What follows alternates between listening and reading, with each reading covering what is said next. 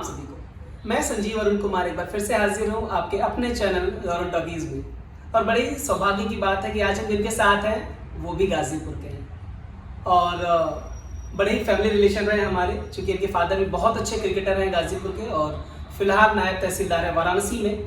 हम बात करेंगे रोहन सिंह से और जानेंगे कि शुरुआत कैसे की, फिल्म इंडस्ट्री में काम क्या करते हैं। रोहन, हार्दिक स्वागत है आपका। बहुत गर्व होता है जब हम सुनते हैं कि गाजीपुर का कोई आदमी आके इतनी सफलता प्राप्त करे। और मैं बताऊं कि बहुत ही कम उम्र है, मुझसे भी छोटे उम्र में रोहन, हम तो बचपन से देख रहे हैं। रोहन अभी हाल ही में करके आया है साउथ अफ्रीका से एज ए क्रिएटिव प्रोड्यूसर खतरों के खिलाड़ी। रोहन, उसके बारे में चर्चा करेंगे। तो खतरों के खिलाड़ी अभी चल रहा है टीवी पे। अगर आज उसका फिनाले शूट भी था और अच्छा एक्सपीरियंस था, काफ़ी अच्छा एक्सपीरियंस था साउथ अफ्रीका, क्योंकि कभी ऐसे फॉरेन ऐसे गए भी नहीं थे और कभी सोचा भी नहीं था। तो ये पहला टूर था फॉरेन का और आई थिंक मेरी फैमिली में मैं पहला ही था जो गया था। तो वैसा वाला था कि कभी किया नहीं था और कभी गए नहीं थे। तो ये हुआ कि अगर जाना ही है तो, और शो आ गया था मेरे पास, तो पहले तो मैंने सोचा भी कि करूँ कि नहीं करूँ।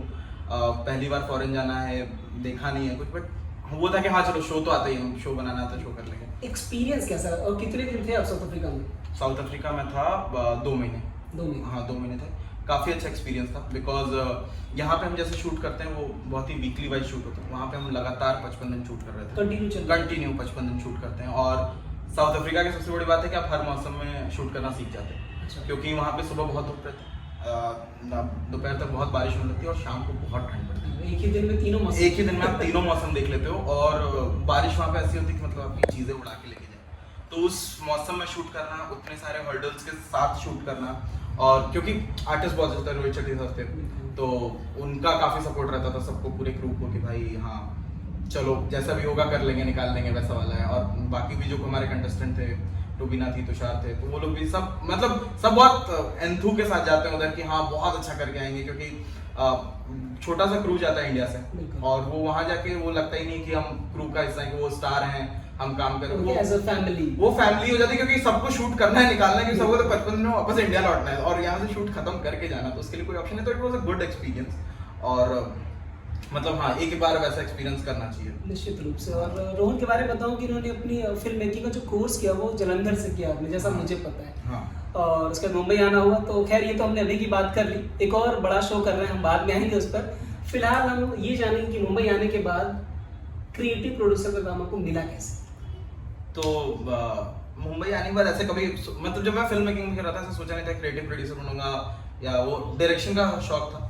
लिखता था मैं, कॉलेज में ही पता चला, वो भी टैलेंट मुझे ऐसा पता चला कि मैं लिख लेता हूँ। लोगों ने बोला कि अच्छा तुम अच्छा लिखते हो, एक अलग से हुनर भी। हाँ वो मुझे पता नहीं था, वो लोगों ने मुझे बताया कि अरे तुम बहुत अच्छा लिखते हो। मैंने कहा अच्छा लिखता हूँ, ठीक है मैं लिख लेता हूँ। पहला शो कौन सा था? पहला शो मैंने साउथर्न इंडिया किया था। अच्छा हाँ, एज ए इंटर्न किया था मैंने साउथर्न इंडिया। और वही प्रोड्यूसर का तो ऐसा जर्नी था कि आया था, मैं बॉम्बे आ गया था। पैसे मिले? साउथर्न इंडिया के तो नहीं मिले। कितने दिन काम किया आपने वहाँ पे? मैंने 2.5 महीने 3 महीने काम किया था। कोई पैसा नहीं मिला? कोई पैसा नहीं मिला, बट हाँ सीखने को बहुत कुछ मिला। तो मैं वही सैलरी समझ के रख के चला गया था कि लाइट्स कैमरा एक्शन देख लिया। और पापा मेरे हमेशा बोलते हैं कि जो फील्ड करना चाहते हो ना वो फील्ड में जाके देख लो। तुम देख भी लोगे ना तो 4 चीजें, मतलब वो ये क्रिकेटर तो हमेशा बोलते हैं कि मतलब इंसान खड़ा भी रहे ना ग्राउंड पे तो थोड़ी बैटिंग तो सीख जाएगा बैट्समैन को देखते देखते। तो वही मेरा था। पापा हमेशा यही बोलते थे कि चले जाओ, लाइट्स कैमरा एक्शन देखो, पहले पहुंचो तो वहां तक उसके करीब पहुंचो। तो वही फ्लोर पे आओगे तो सारी चीजें आपको समझ में आएंगी। तो वही था। तो साउथर्न इंडिया वैसा था मेरे लिए गुड एक्सपीरियंस था। मैंने बहुत कुछ सीखा वहाँ से, मतलब नींव कहूँगा अपनी। अभी आप कर रहे हैं इंडिया का सबसे बड़ा शो। मैं बताने जा रहा हूँ दर्शकों को कि कौन सा शो है जिसकी टीआरपी बहुत हाई होती है। हम बात कर रहे हैं बिग बॉस की। कौन सा सीजन है ये? बिग बॉस का ये 16वां सीजन है। आप क्या कर रहे हो उसमें? मैं उसमें as a senior creative producer, और आई थिंक सबको नहीं पता होगा सीनियर क्रिएटिव प्रोड्यूसर क्या करता है। तो मेरा काम है कंटेंट बनाता हूँ मैं कि टीवी पे क्या जाना चाहिए क्या नहीं जाना चाहिए। तो जब आप कोई भी शो देखते हो तो उसके अंदर जैसे कंटेस्टेंट आता है या फिर कुछ भी होता है, तो हम लोग उसको एक ढांचे में बिठाते हैं, एक आइडिया देते हैं कि इस बार कंटेस्टेंट आएगा तो एक काम करते हैं, उसको बाइक से बुलाते हैं, एक अलग उसके बाद क्या करेंगे, उसका कंटेंट कैसे बाहर निकालेंगे। और हर कंटेंट जनता तक पहुंचने के लिए होता है, तो उस कंटेंट को कैसे मोल्ड करते हैं। तो बेसिकली एक पूरा शो बनाते हैं कि सेट का डिजाइन कैसा होना चाहिए, शो दिखना कैसा चाहिए जब वो टीवी पे उतरे। तो हम यूं कह रहे हैं कि सेट डिजाइनर और आपका क्रिएटिव प्रोड्यूसर क्या एक जैसे काम करते हैं? नहीं, तो क्रिएटिव के नीचे पूरी यूनिट काम करती है। सेट डिजाइनर्स भी होते हैं, आपके आर्ट वाले भी होते हैं, आपके एक्ट्स वाले भी होते हैं, एक्ट्स वाले वो होते हैं जो एक्ट्स बिठाते हैं, Okay. आपके प्रोडक्शन वाले भी होते हैं, सब कुछ। हम लोग सिर्फ उन्हें बताते हैं कि उन्हें करना क्या है। हाँ, तो हम उन्हें एक डायरेक्शन दे देते हैं कि मेरे पास आइडिया है, तो हमारा काम है सोचने का कि टीवी पे क्या मतलब देखना हम यूँ कह रहे हैं कि आप ब्लूप्रिंट बनाते हैं किसी भी हर शो चीज़, का। किसी भी शो का हम लोग पूरा ब्लूप्रिंट बनाते हैं। उसके बाद आर्टिस्ट क्या बोलेगा क्या नहीं बोलेगा वो लिखते हैं, वो उनको बताते हैं कि ये आपको बोलना है। ओके, तो वो उस तरीके से काम करते हैं। वो उस तरीके से काम करते हैं इसके ऊपर। तो यही है मेरा मतलब। बिग बॉस कब आपने ज्वाइन किया, कब शुरू हो रही है? तो अभी क्योंकि प्रोमो आ गया, 1 नवंबर से चालू होगा। कुछ चीजें रिवील कर सकते हैं क्या? इस बार सुना है कि सलमान खान शायद नहीं है, कोई और है, ऐसा है क्या?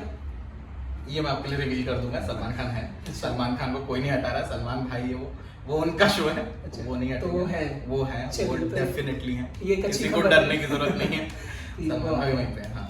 आपने बीच में एक और शो किया था जहाँ तक मुझे याद आ रहा है, डांस प्लस कुछ ऐसा नाम नहीं, था। डांस प्लस नहीं, मैंने सुपर डांसर किया था। Super dance. हाँ, सुपर उसमें डांसर 4 क्या किया था था। आपका?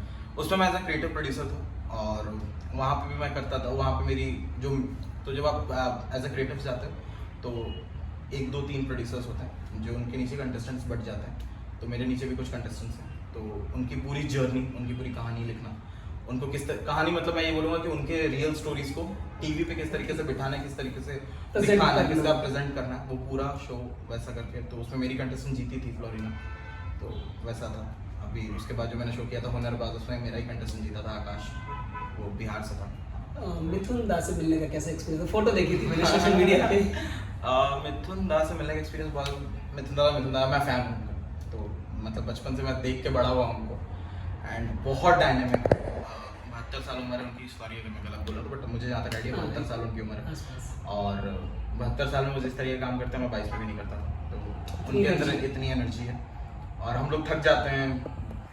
मिथुन दादा इज लाइक कि हाँ चलो डांस करना है, चलो करते हैं। मतलब तो डिस्को डांसर, वो डिस्को डांसर हैं वो। मुझे लगता है डॉक्टर वो पैदा में बोला हुआ डिस्को डांसर हुआ है वैसा। ग्रेट। चलिए दर्शकों को एक और चीज़ बता दो, शायद लोगों ने देखा हो लेकिन उन्हें ये नहीं पता होगा कि वो किसने लिखा था। तो अभी खतरों के खिलाड़ी में किसी कंटेस्टेंट के ऊपर फिल्माया गया था वो गाना, या यूं कह ले कुछ लाइंस थी हाँ। जिसे आपने लिखा था, क्या था? तो माँ के ऊपर हम लोग एपिसोड शूट कर रहे थे और मैंने बहुत पहले, मतलब मुझे लिखने का शौक आ गया था और मैंने मदर्स डे पे अपनी मम्मी के लिए लिखा था। तो मदर्स डे या उनके बर्थडे के लिए मैंने अपनी मम्मी के लिए लिखा था और वहाँ साउथ अफ्रीका में डिस्कस हो रहा था कि माँ के ऊपर कुछ लिखना है, कुछ बोलना है, कुछ करना है। मैंने कहा भाई मैंने 4 लाइन लिखी हैं, देख लो अगर सही लगता है तो कर लो। मैंने उनको दी, उन्होंने बोला अरे तो बहुत अच्छा है, इसको शूट करते हैं। मैंने कहा हाँ प्लीज़ कर लो, मुझे कोई इशू नहीं है। तो उन्होंने बोला हाँ ठीक है, मतलब इसको प्रॉपरली फिल्म करेंगे और उसके बाद उसको डालेंगे। वो देखा था हमने। हाँ, तो वो शूट हुआ, फिर वो एपिसोड में भी गया। तो चलिए मैं ट्राई करूंगा कि जो लाइंस रोहन ने लिखी थी, जो कि खतरों के खिलाड़ी में आई है, मैं डिस्क्रिप्शन में डालूं ताकि आप सब भी जानें और पढ़ें कि वो क्या लाइंस थी। हालांकि बहुत छोटी 4 ही लाइन थी, हाँ। बट फिर भी आप उसको देखें, बहुत अच्छी लाइन थी, वो आप सुनेंगे। चलिए रोहन के बारे में थोड़ी सी और बात कर लें। स्कूलिंग हुई थी गाजीपुर से रोहन, सेंट जॉन्स से? हाँ, तो सेंट मेरीज था मैं 5th तक, सेंट मेरीज के बाद मैं सेंट जॉन्स चला गया। एंड देन फिर सनबीम गया 10th के बाद मैं, क्योंकि उस टाइम काफ़ी ट्रेंड था सब बनारस जाके पढ़ना, तो हाँ तो मैं भी चला गया और सनबीम पढ़ा मैं 2 साल। उसके बाद वहाँ से फिर जलंधर में फिल्म की। तो बड़ी अच्छी मुलाकात हुई, ढेर सारी बातें की हमने रोहन के साथ। और मैं बताऊं कि इस चैनल पर आपको ऐसे ही खास तौर पे गाजीपुर से जुड़े जो लोग हैं, मैं उनके इंटरव्यूज करता हूं और मैं लाता हूं कि आपके सामने उन्होंने कैसे फेस किया और कैसे यहाँ तक पहुँचे। मैं फिर से कहूँगा काफ़ी छोटी उम्र है, ढेर सारा काम किया रोहन ने और हम उम्मीद करते हैं और सबकी तरफ से ये दुआएं करते हैं कि आप ऐसे दिनों दिन तरक्की करते रहें, गाजीपुर, माता पिता, देश का नाम रोशन करते रहें। कुछ कहना है?